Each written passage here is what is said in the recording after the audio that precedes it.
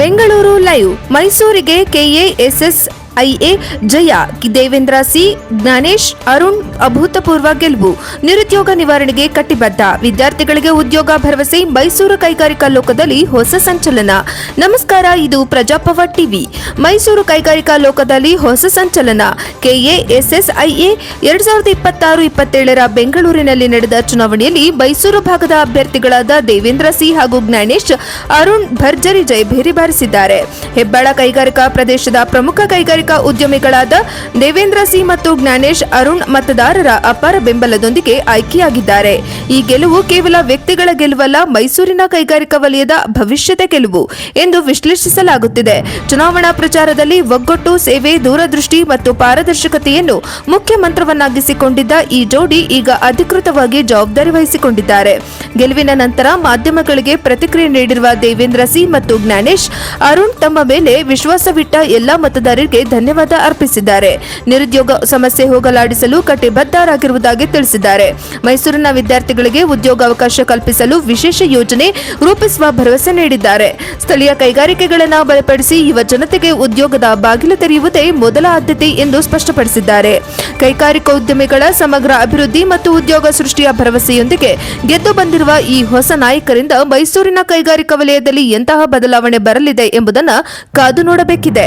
Cameraman Shreyas ಜೊತೆ Kantharaju K, ಪ್ರಜಾಪವ TV, Mysuru.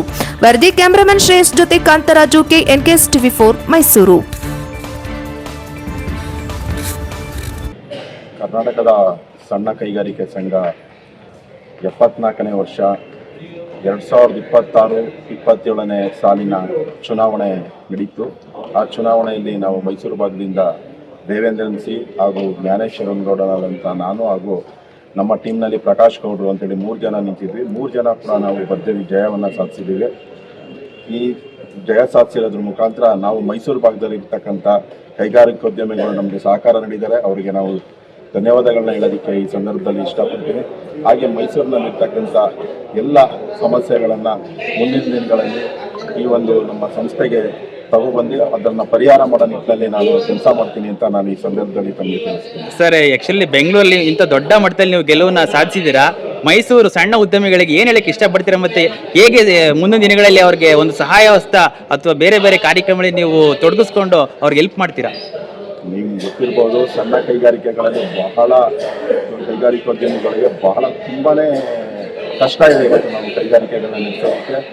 ಅದಕ್ಕೆ ನಮಗೆ ಸಹಕಾರ ನೀಡ್ಕೊಂಡು ಬರ್ತಾ ಇರ್ತಕ್ಕಂಥದ್ದು ಈ ಒಂದು ಕರ್ನಾಟಕ ಸಣ್ಣ ಕೈಗಾರಿಕಾ ಸಂಘ. ನಾವುಗಳೆಲ್ಲ ಕೈಗಾರಿಕೆ ನಡೆಸೋದೇ ಕಷ್ಟ. ನಮ್ಮಲ್ಲಿರ್ತಕ್ಕಂಥ ಕಷ್ಟಗಳನ್ನ ನಿವಾರಣೆ ಮಾಡ್ಕೊಳ್ಳೋದಕ್ಕೆ ನಮ್ಮ ಕೈಲಿ ಆಗೋದಿಲ್ಲ. ಅಂತಹ ಇದನ್ನ ಕಷ್ಟಗಳನ್ನ, ಅಂತಹ ತೊಂದರೆಗಳನ್ನ ಪರಿಹಾರ ಮಾಡೋದ ನಿಟ್ಟಿನಲ್ಲಿ ಈ ಒಂದು ಸಂಘ ಕೆಲಸ ಮಾಡುತ್ತೆ.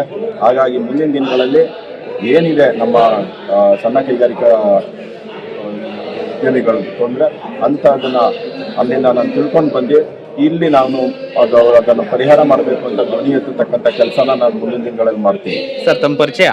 ನಾನು ಜ್ಞಾನೇಶ್ ಅರುಣ್ಗೌಡ ಅಂತೇಳಿ, ನಾನು ಮೈಸೂರಿನಲ್ಲಿ ಎಸ್ ಮಾಣಿಕ್ಯ ಆಬ್ಜೆಕ್ಟ್ ಪ್ರಿಂಟಿಂಗ್ ಪ್ರೆಸ್ ಅಂತೇಳಿ ಒಂದು ಉದ್ಯಮವನ್ನು ಸುಮಾರು 10 ವರ್ಷಗಳಿಂದ ನಡೆಸ್ತಾ ಇದ್ದೀನಿ. ಸರ್, ದೇವೇಂದ್ರನ್ ಅಂತ Mysuru small scale industry association secretary ಆಗಿದ್ದೀನಿ ಸರ್. ಆಮೇಲೆ ಇದರಲ್ಲಿ ಎಕ್ಸ್ ಜಾಯಿಂಟ್ ಸೆಕ್ರೆಟರಿ ಆಗಿದ್ದೀನಿ. ಕಾಶ್ಯಪಲ್ಲಿ ಸರ್ ನಮ್ಮ ಚಾಮರಾಜನಗರ ಇದು ಮಡಿಕೇರಿಗೆ ಚೇರ್ಮನ್ಶಿಪ್ ತೊಗೊಂಡಿದ್ದೀನಿ. ಸತತ ಒಂದು 4 ಸಾರಿ ಇಲ್ಲಿ ಕೌನ್ಸಿಲ್ ಆಗಿ ಬರ್ತಾ ಇದ್ದೀನಿ ಸರ್. ಮೊದಲನೇದಾಗಿ ನಮ್ಮ ಮೈಸೂರು ಜನತೆಗೆ ಎಲ್ಲ ಅಲ್ಲಿಂದ ಬಂದು ಇಲ್ಲಿ ಬಂದು ಓಟ್ ಹಾಕಿ ನಮ್ಮನ್ನು ಗೆಲುವು ಸಾಧಿಸೋಕ್ಕೆ ಫಸ್ಟ್ ಅವರು ಕೃತಜ್ಞತೆ ಹೇಳೋಕ್ಕೆ ಇಷ್ಟಪಡ್ತೀನಿ ಸರ್. ಇದು ಕಾಸಿಯಾದಲ್ಲಿ ಸರ್ ಸುಮಾರು ಕೆಲಸಗಳು ಆಗಿದೆ ಸರ್, ಆಗಿಲ್ಲ ಅಂತಿಲ್ಲ. ಟ್ರೇಡ್ ಲೈಸೆನ್ಸ್ ಇತ್ತು, ಅದನ್ನ ಕ್ಯಾನ್ಸಲ್ ಮಾಡಿದ್ದಾರೆ, ಕಾಸಿಯಾದಿಂದನೇ ಕ್ಯಾನ್ಸಲ್ ಮಾಡಿದ್ದಾರೆ.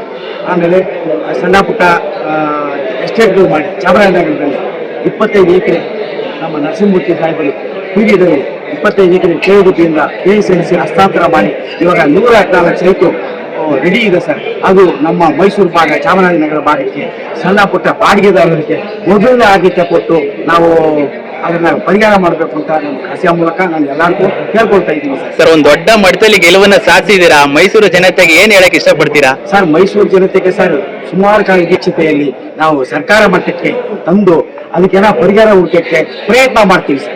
ಸರ್, ಯುವಕರು ಬರ್ತಾ ಇದಾರೆ ಈಗ ಒಂದು ಉದ್ಯಮಕ್ಕೋಸ್ಕರ ಬಿಸ್ನೆಸ್ ಮಾಡ್ಬೇಕು ಒಂದು ಎಂಟರ್ಪ್ರೈಸಸ್ ತರ, ಅವ್ರಿಗೆಲ್ಲ ನಿಮ್ಮ ಸಂಘದ ಪರವಾಗಿ ಏನಾದ್ರು ಹೆಲ್ಪ್ ಮಾಡ್ತೀರಾ? ಸರ್ ನಮ್ಮ ಸಂಘದ ಪರವಾಗಿ ಸರ್ ಸಂಘನೂ ಇವಾಗ ಲಾಭಸ್ಪೇಟೆಯಲ್ಲಿ ಒಂದು 5 ಎಕರೆ ಜಮೀನು ಸರ್ಕಾರದ ಅನುದಾನ ನಮ್ಮ ಜನತೆ ಅನುದಾನಗಳಲ್ಲಿ ನಡೀತಾ ಇದೆ ಸರ್. ಅದೇ ಇನ್ನು ಫಿನಿಶ್ ಆಗ್ತಾ ಇಲ್ಲ, ಅದಕ್ಕೆ ಇನ್ನು ಕುಂದುಕೊರತೆಗಳಿದೆ. ಅದರಿಂದ ನಮ್ಮ ಜನತೆಗೆ ಕೇಳಲ್ಲ ಸರ್ ಅವರು, ಅದನ್ನ ಹೆಂಗೋ ಮಾಡಿ ಮುಂದಕ್ಕೆ ತರ್ತಾರೆ ಸರ್. ಮುಂದಿನ ದಿನಗಳಲ್ಲಿ ಅದು ಮಾಡ್ಬೋದು ಸರ್. ಸರ್, ಮುಂದಿನ ದಿನಗಳಲ್ಲಿ ಮೈಸೂರು ಯುವಕರು ಈಗ ತಾನೇ ಪಾಸ್ ಔಟ್ ಆಗಿದ್ದಾರೆ, ತುಂಬಾ ಜನ ನಿರುದ್ಯೋಗಿ ಇದ್ದಾರೆ, ಅವ್ರಿಗೆ ಏನಾದ್ರು ಕೆಲಸ ಕೊಡುವಂತ ಒಂದು ನಿಟ್ಟನ್ನ ನೀವು ಮಾಡಿ? ಖಂಡಿತ ಸ್ಮಾಲ್ ಸ್ಕೇಲ್ ಇದೆ, ಎಷ್ಟೋ ಅನುದಾನಗಳಿದೆ ಸರ್. ಅದು ಕೊಟ್ಟು ಅವ್ರಿಗೆ ಎಲ್ಲ ITI ಅಲ್ಲಿ ಇದ್ದು ಎಲ್ಲ ಮಾಡಿ ಫ್ಯಾಕ್ಟ್ರಿಗಳಿಗೆ ನಾವು ಜನಗಳನ್ನ ಕಳ್ಸಕ್ಕೆ ಪ್ರಯತ್ನ ಮಾಡ್ತೀವಿ ಸರ್. ಅಂದ್ರೆ ಸರ್, ಕೇವಲ ITI ಮತ್ತು ಡಿಪ್ಲೊಮಾ ಈ ತರ ವಿದ್ಯಾರ್ಥಿಗಳು ಕೊಡ್ತೀರಾ ಅಥವಾ ಡಿಗ್ರಿ ಕೊಡ್ತೀರಾ? ಇದು ನಮ್ದು ಸ್ಮಾಲ್ ಸ್ಕೇಲ್ ಮೀಡಿಯಂ ಅಲ್ಲ, ಇದು ಸ್ಮಾಲ್ ಸ್ಕೇಲ್ ಮುಗಿಸಿದ್ರಿಂದ ನಾವು ಕೊಡೋದು ITI ಫೇಲ್ ಆಗಿರೋರು, ಪಾಸ್ ಆಗಿರೋರು ಎಲ್ಲ ಕೆಲಸ ಕೊಡ್ಬೋದಣ್ಣ.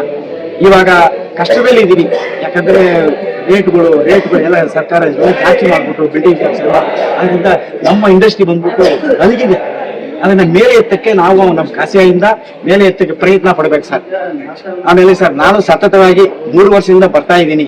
ಈ ವರ್ಷ ನಮ್ಮ ಜೊತೆಗೆ ಅರುಣಣ್ಣ ಇರೋದ್ರಿಂದ ಅವ್ರ ಜೊತೆ ಕೂಡಿ ಮೈಸೂರು ಜನತೆಗೆ ನಮ್ಮ ಕೈಲಿ ಏನಾಗುತ್ತೆ ಸರ್, ಎಲ್ರಿಗೂ ಪ್ರತಿಯೊಬ್ಬರಿಗೂ ಸರ್, ನಮ್ಗೆ ಚುನಾವಣೆ ಮುಗೀತು, ಇವಾಗೆಲ್ಲ ನಮ್ಮ ಖಾಸಗಿ ಇಂಡಸ್ಟ್ರಿಲಿಸ್ಟು ಪ್ರತಿಯೊಬ್ಬರಿಗೂ ನಾವು ಈ ಮೂಲಕ ನಾವು ವಿನಂತಿ ಮಾಡ್ಕೊಳ್ತೀನಿ, ನಮ್ಮ ಕೈಲಿ ಆಗಿದೆ ಸಹಾಯ ಮಾಡಿ ನಮ್ಮ ಮೈಸೂರು ಜನತೆಗೆ ಕೃತಜ್ಞತೆ ಹೇಳಿ ಅವ್ರು ಏನೇ ಸಮಸ್ಯೆ ಇದ್ರೂ ಪರಿಹಾರ ಮಾಡಕ್ಕೆ ನಾವಿಬ್ಬರು ಸೇರಿ ಒಟ್ಟಾಗಿ ಎಲ್ಲ ಮಾಡಕ್ಕೆ ನಾವು ಪ್ರಯತ್ನ ಪಡ್ತೀವಿ. ದೇವೇಂದ್ರ ಮತ್ತು ಅರುಣ್ ಗೌಡ್ರು ಹೋಗಿದ್ದರಿಂದ ಮೈಸೂರು ಜನತೆಗೆ ಹೆಚ್ಚಿನದು ಕೆಲಸ ಆಗುತ್ತೆ ಅಂತ ನಾವು ಅನಿಸಿಕೆ ಇಟ್ಕೊಂಡಿದ್ವಿ.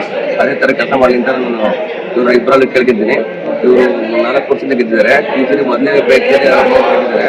ಅವ್ರು ಇನ್ನೂ ಹೆಚ್ಚಿನ ಸಾಧನೆ ಮಾಡ್ತಾರೆ ಅಂತ ಒಂದು ಅನಿಸಿಕೆ ಇದೆ. ಮುಂದುವರಿಸಲಿ ಅಂತ ನಾನು ಬಯಸ್ತೀನಿ.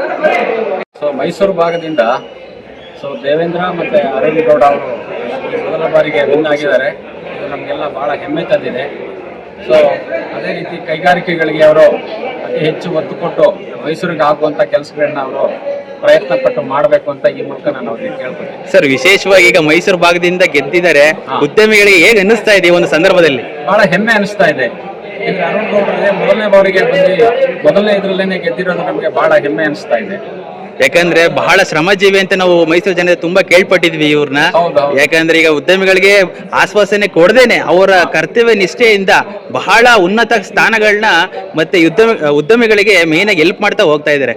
ಸೊ ಆ ಒಂದು ನಿಟ್ಟಿನಲ್ಲಿ ಒಂದು ವೀಕ್ಷಕ ಪರವಾಗಿ ಒಂದು ಪ್ರಶ್ನೆ ಕೇಳ್ತಾ ಇರೋದು, ಈಗ ಏನ್ ಗೆದ್ದಿದ್ದಾರೆ ಅವ್ರು ಈ ಮುಂದಿನ ದಿನದಲ್ಲೂ ಕೆಲಸ ಮಾಡ್ತಾರಾ ಅಥವಾ ಸುಮ್ಮನೆ ಆಶ್ವಾಸನೆ ಕೊಡ್ತಾರಾ? ಇಲ್ಲ, ಖಂಡಿತ ಮಾಡ್ತಾರೆ. ಯಾಕೆಂದ್ರೆ ಅವರು ಒಬ್ಬ ಸಮಾಜ ಸೇವಕರಾಗಿರೋದ್ರಿಂದ, ಕೈಗಾರಿಕೆಯಲ್ಲೂ ಇರೋದ್ರಿಂದ ಕೈಗಾರಿಕೆಗಳಿಗೆ ಅನುಕೂಲವಾಗುವಂತ ಕೆಲಸಗಳನ್ನ ಖಂಡಿತ ಮಾಡ್ತಾರೆ ಅನ್ನೋ ನಂಬಿಕೆ ನನಗಿದೆ.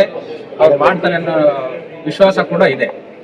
ಮಾಡ್ಲಿ ಅಂತ ನಾವು ಅವ್ರಿಗೆ ಒತ್ತಾಯ ಮಾಡ್ತೀವಿ. ಸರ್, ತಮ್ಮ ಪರಿಚಯ? ರಮೇಶ್ ಮರಿದಾಸ್, ಅಲಯನ್ಸ್ ಟೆಕ್ನೋಕ್ರಾಫ್ಟ್ಸ್, ಮೈಸೂರು.